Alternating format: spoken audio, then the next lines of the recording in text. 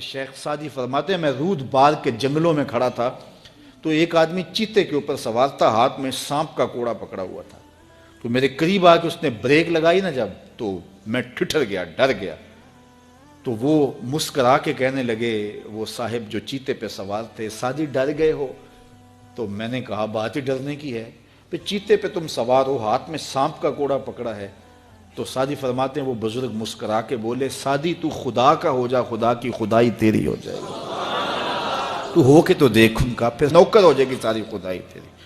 لیکن ہم جب زر کے پیچھے لگ گئے تو پھر غلام بن گئے۔ یہ دنیا کی مثال سائے کی طرح ہے، سائے کے پیچھے بھاگو گے تو آگے بھاگے گا، سائے کے آگے بھاگو گے تو پیچھے بھاگے گا۔ اللہ اکبر۔ حضور نے ایک سوراخ سے بیل نکلتے ہوئے دیکھا، نکلنے کے بعد پھر دوبارہ اس چھوٹے سے سوراخ سے وہ گھسنا چاہتا ہے لیکن وہ گھس نہیں پاتا۔ تو جبریل امین سے پوچھا یہ کیا ماجرا ہے؟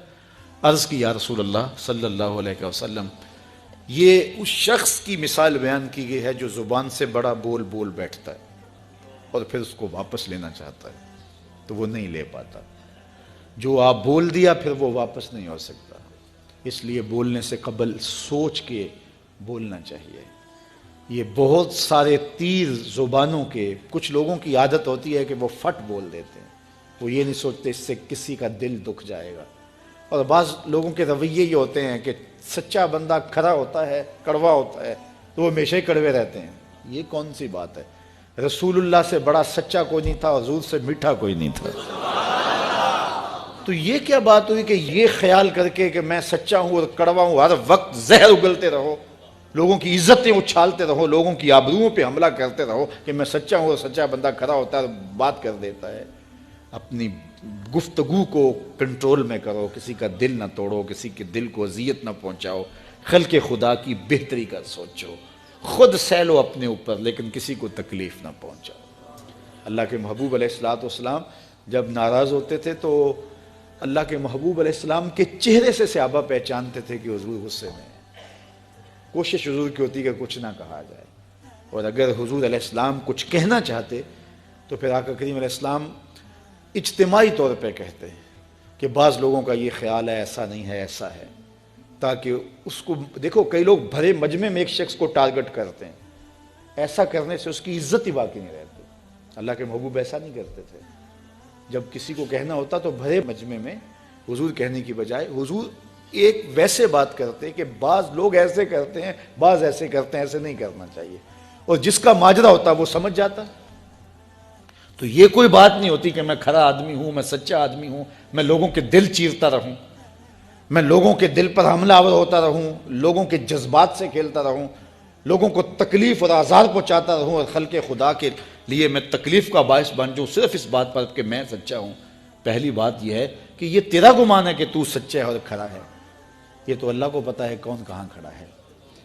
اس لیے یہ بات بہت اہم ہے کہ بولنے سے قبل سوچنا چاہیے، ایسے ہی زبان سے کوئی بات نہیں نکال دینی چاہیے۔ عربی کا ایک شعر ہے کہ جراحات السنان لہو تیام ولا یلتام ما جرح اللسان، کہ جو زخم نیزوں کے لگتے ہیں وہ بھر جاتے ہیں لیکن زبان کے تیروں کا زخم کبھی نہیں بھرتا، وہ تازہ رہتا ہے۔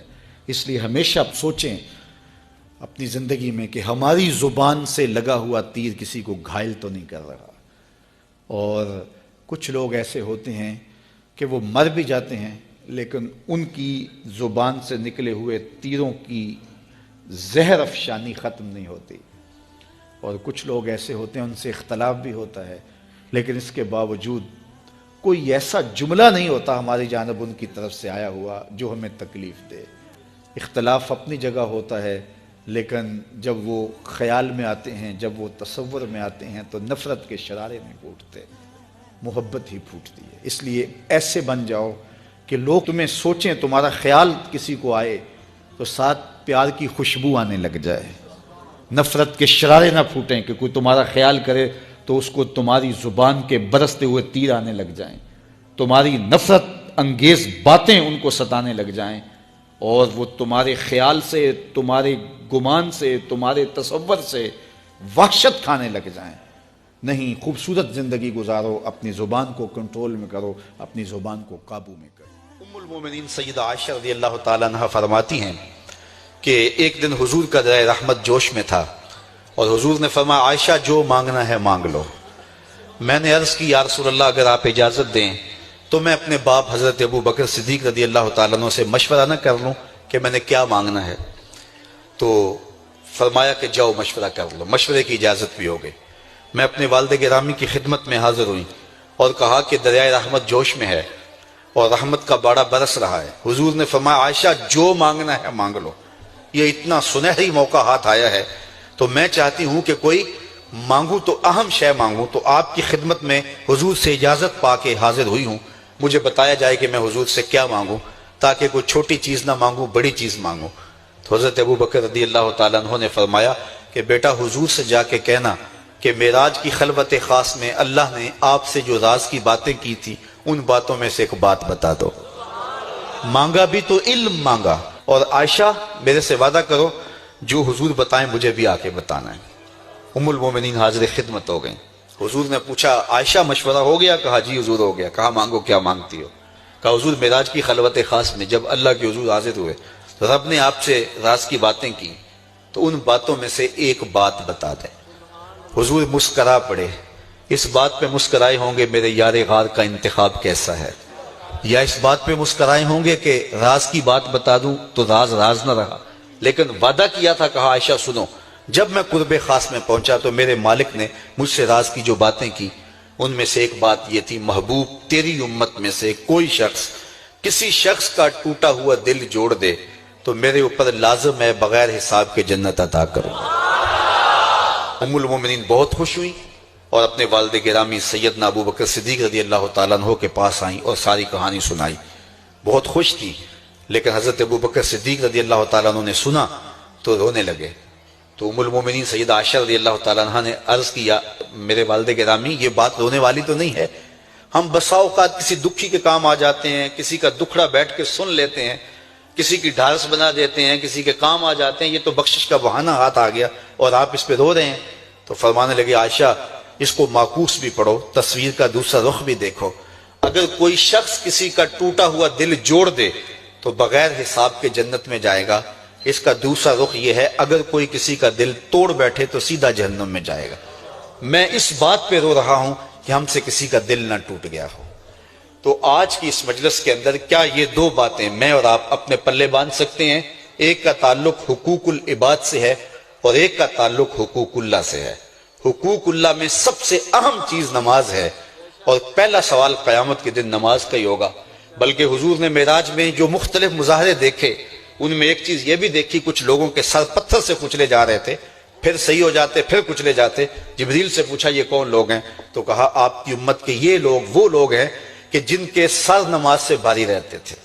نماز کا کہو نہ بے نمازی کو، تو وہ پہلا بہانہ تو یہ لگائے گا کہ میرے کپڑے ٹھیک نہیں ہیں۔ میرے بزرگ فرمایا کرتے تھے تیرے کپڑے کیسے پاک ہو سکتے ہیں؟ تو رب کے حضور جھکنا نہیں جانتا، آ اس کے حضور جھکنا سیکھ لے، وہ تیرا لباس بھی پاک کر دے گا، تیرا دل بھی پاک کر دے گا۔ تو دوسرا بہانہ یہ ہوتا ہے کہ ہفتے کو شروع کروں گا جی، پہلی تاریخ سے شروع کروں گا۔ یہ وہ بندہ کہہ رہا ہے، ہفتے کا وقت وہ دے رہا ہے جس کے پاس ایک لمحہ بھی اپنا نہیں ہے، جس کو یہ نہیں پتا کہ اٹھنے والا اگلا قدم کہاں ہوگا۔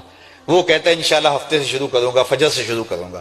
میاں اللہ کے حضور بلاوا 5 وقت ہمیں آتا ہے، حی علی الصلاۃ حی علی الفلاح۔ کتنے بدبخت ہیں کہ جو اس پکار کے اٹھ کے اس کے حضور حاضر نہیں ہوتے۔ 5 گانا نماز شعار زندگی بنا لو، اور ہم یہ پکا عزم مصمم کر کے اٹھیں، اتنے زور سے ہم ارادہ کریں کہ شیطان بھاگ جائے، ہماری ہوا سے بھی بھاگ جائے۔ یہ تو اتنے پختہ ارادے کے ساتھ عزم کر کے جو ہے وہ آج ارادہ کر کے یہاں سے نکلے ہیں کہ وہ فجر کے وقت ہمیں بہکانے میں کامیاب نہ ہو، ادھر اذان پکارے ادھر ہم دوڑتے ہوئے اللہ کے گھر کی طرف پلٹ آئیں۔ ہم یہ عزم کریں کہ آج کے بعد نماز نہیں چھوڑیں گے۔ اللہ مجھے آپ کو 5 گانا نماز کی توفیق نصیب کرے، اور ہمیں توفیق نصیب کرے کہ ہم کسی کے دل شکستگی کا سامان نہ کریں۔ ٹوٹے ہوئے دل جوڑ سکیں تو ضرور جوڑیں، اور کسی کا دل توڑنے سے ہم گریز کریں اور اپنی زندگی کو ایک خوبصورت پیرائی کے اندر گزارنے کا ارادہ کریں۔